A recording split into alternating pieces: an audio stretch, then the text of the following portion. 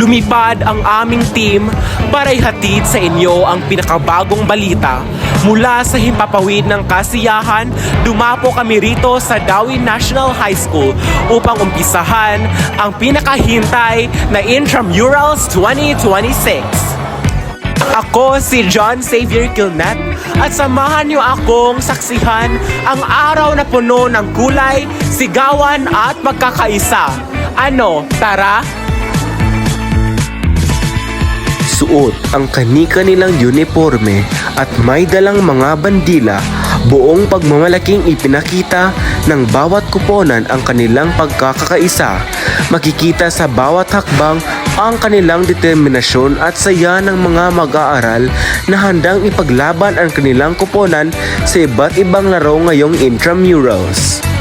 At syempre, hindi mawawala ang yell competition ng bawat grade level, ang kanilang mga lakas at sigla.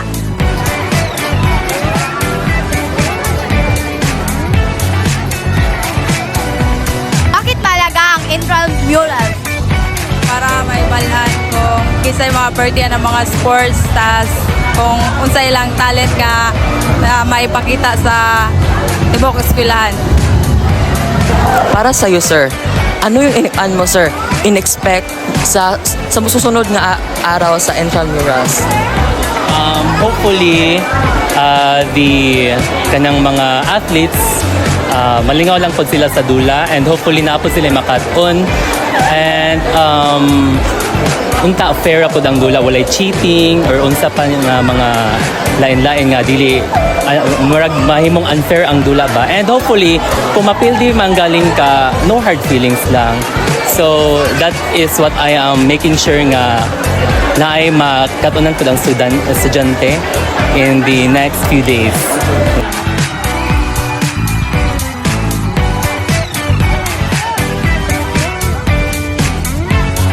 Mula sa makulay na parada hanggang sa nakakabining sigawan ng bawat grade level, tunay na ipinapakita ng mga mag-aaral ng Dawin National High School ang kanilang husay at pagkakaisa.